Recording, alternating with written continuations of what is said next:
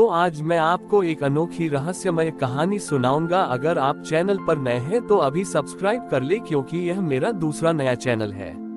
तथा कहानी पूरा देखिए, अंत में एक अनोखा रहस्य छुपा है। धन्यवाद। तो सुनिए। एक बार की बात है, सूर्य देव और चंद्र देव के बीच ये बहस छिड़ गई कि दोनों में से कौन ज्यादा महत्वपूर्ण है। सूर्य देव ने गर्व से कहा, मैं सृष्टि को जीवन देता हूँ।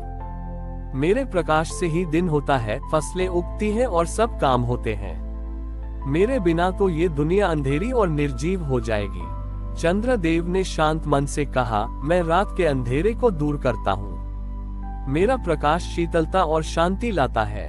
मेरे बिना तो रात इतनी डरावनी हो जाएगी कि कोई सो भी नहीं पाएगा। उनकी बहस बहुत लंबी चली और वे दोनों किसी नतीजे पर नहीं पहुंचे। उन्होंने अपनी समस्या गणेश जी के सामने रखने का निश्चय किया, क्योंकि वे विघ्नहर्ता और बुद्धि के देवता हैं। गणेश चतुर्थी का दिन आया।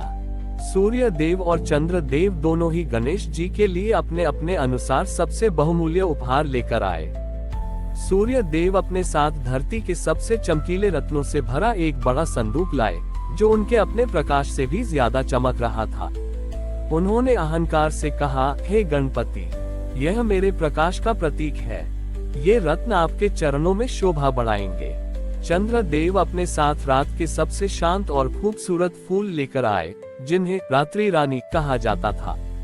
ये फूल केवल रात में खिलते थे और उनकी सुगंध मन को मोह लेती थी। चंद्र देव ने नम्रता से कहा, हे गणपति, यह मेरी शांति का प्रतीक है। मैं आपके लिए बस यही ला पाया। गणेश जी ने दोनों की भेंट स्वीकार की। उन्होंने मुस्कुराते हुए कहा, सूर्य देव, आपके रत्न बहुत सुंदर हैं, लेकिन इनमें मेरा प्रतिबिंब नहीं है। ये तो केवल आपके प्रकाश को दर्शाते हैं। फिर उन्होंने चंद्र देव के फूलों की ओर देखा। जैसे ही गणेश जी ने उन फूलों को छुआ, वे और भी ज्यादा महकने लगे और उनमें से एक दिव्य ज्योति निकलने लगी। गणेश जी ने दोनों को संबोधित करते हुए कहा, सच्चा प्रकाश वही है जो स्वयं का अहंकार त्याग कर दूसरों के जीवन में शांति और सुगंध भरता है। सूर्य देव, आपके प्रकाश ने सब कुछ प्रकाशित किया, लेकिन चंद्र देव ने अंधेरे में भी प्रेम और शांति का भाव भरा। मेरी पूजा के लिए मुझे न तो सिर्फ प्रकाश चाहिए और न ही सिर्फ शांति। मुझे वह पूर्णता चाहिए जो दोनों के मिलन से आती है। ये सुनकर दोनों ने अपनी अपनी गलती मानी। उन्हें समझ आ गया कि वे दोनों अकेले अधूरे हैं और एक दूसरे के बिना सृष्टि का संतुलन संभव नहीं है। उन्होंने एक दूसरे को गले लगाया और अपने अहंकार को त्याग दिया। उस दिन के बाद से सूर्य और चंद्र दोनों ने मिलकर काम करना शुरू किया। सूर्य ने दिन को प्रकाश दिया और चंद्र ने रात को शांति। और गणेश चतुर्थी पर भक्तगण सूर्य की तरह तेजस्वी और चंद्र की तरह शांत मन से गणेश जी की पूजा करने लगे। सूर्य और चंद्र की भेंट से गणेश जी बहुत प्रसन्न हुए। उन्होंने दोनों को आशीर्वाद दिया और कहा, तुम्हारी एकता ने मुझे प्रसन्न किया है। अब तुम दोनों इस सृष्टि के संतुलन का प्रतीक बनोगे। कुछ समय बाद पृथ्वी पर एक बड़ा संकट आ गया। एक अहंकारी राक्षस ने सभी प्राणियों को डराना शुरू कर दिया। वह राक्षस दिन में अपनी गर्मी से फसलों को जलाता था और रात में अपनी ठंडी शक्ति से पानी को जमा देता था। इस राक्षस के कारण पृथ्वी पर जीवन असंभव हो रहा था। सूर्य और चंद्र दोनों ने मिलकर इस समस्या का समाधान करने का निश्चय किया। सूर्य ने कहा, ये राक्षस मेरी गर्मी से डरता नहीं है, क्योंकि उसके पास ठंडी शक्ति भी है। चंद्र ने कहा, और यह मेरी शांति से नहीं डरता, क्योंकि उसके पास गर्मी भी है। वे दोनों अपनी अपनी शक्तियों से राक्षस को हरा नहीं पा रहे थे। तभी उन्हें गणेश जी के कहे शब्द याद आए कि सच्चा प्रकाश और शांति तभी मिलती है जब दोनों का मिलन हो। सूर्य और चंद्र दोनों ने मिलकर एक नई रणनीति बनाई। उन्होंने अपनी शक्तियों को अलग अलग उपयोग करने के बजाय उन्हें एक साथ मिला दिया। सूर्य ने अपनी तेज गर्मी को चंद्र की शीतल शांति के साथ मिलाया। इससे एक ऐसी ऊर्जा उत्पन्न हुई जो न तो बहुत गर्म थी और न ही बहुत ठंडी। यह ऊर्जा अद्भुत थी। जब उन्होंने इस ऊर्जा को राक्षस पर फेंका तो राक्षस हैरान रह गया। वह न तो गर्मी से डर पाया और न ही ठंडी से। यह ऊर्जा उसके अहंकार को भेद गई और उसकी शक्तियों को समाप्त कर दिया। राक्षस अपनी शक्ति खोकर एक साधारण जीव में बदल गया और उसने सभी से क्षमा मांगी। राक्षस के शांत होते ही पृथ्वी पर फिर से संतुलन लौट आया। फसलें फिर से उगने लगी और नदियां बहने लगी।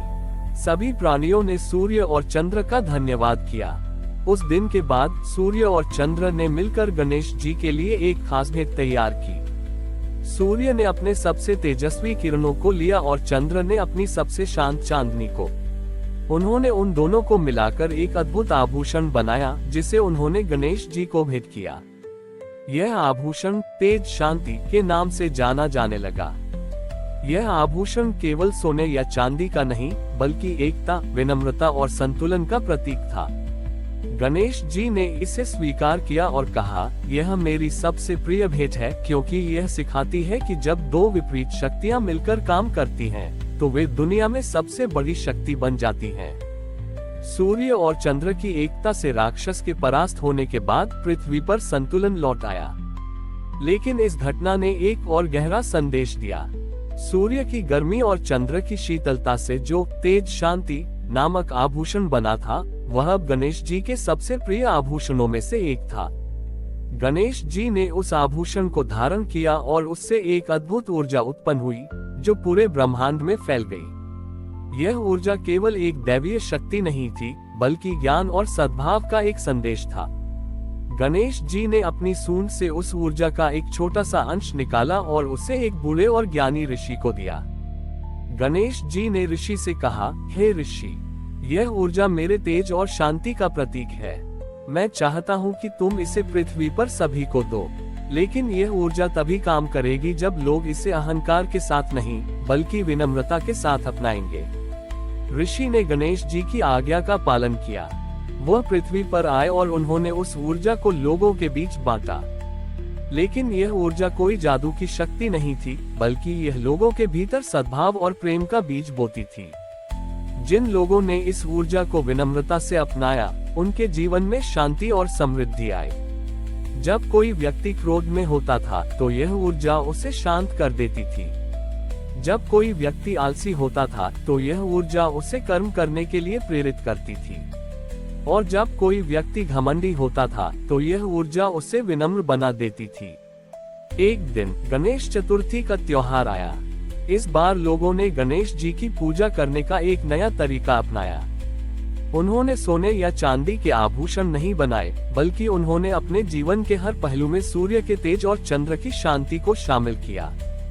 किसान ने अपने खेत को सूर्य के तेज से सींचा और चंद्र की शांति में आराम दिया। मूर्तिकार ने अपनी मूर्ति में सूर्य का तेज और चंद्र की शांति का भाव भरा। और हर व्यक्ति ने अपने जीवन में संतुलन बनाना सीखा। गणेश जी ने ये देखकर बहुत प्रसन्न हुए। उन्होंने ऋषि से कहा, सच्ची पूजा केवल दिखावे में नहीं, बल्कि जीव न जीने के तरीके में होती है। सूर्य और चंद्र ने मुझे ये सिखाया कि दो विपरीत शक्तियां मिलकर दुनिया में सबसे बड़ा परिवर्तन ला सकती हैं। और तुम सब ने ये साबित कर दिया कि मेरा सबसे प्रिय आभूषण मेरे शरीर पर नहीं, बल्कि तुम सबके दिलों में है। इस तरह सूर्य और चंद्र की भेंट की कहानी ने हमें ये सिखाया कि जीवन में संतुलन ही सबसे बड़ा ज्ञान है, और सच्ची भक्ति तभी पूर्ण होती है जब हम अपने अहंकार को त्याग कर दूसरों के साथ मिलकर सद्भाव से रहते हैं। हमारी और भी आध्यात्मिक एवं अनोखी कहानियां देखने के लिए हमारे चैनल पर जाएं तथा धार्मिक एवं पौराणिक अनोखी कहानियां हमारे चैनल पर है। कृपया जाके देखें तथा हमारे चैनल को सब्सक्राइब करके रखें और वीडियो लाइक जरूर करें। धन्यवाद।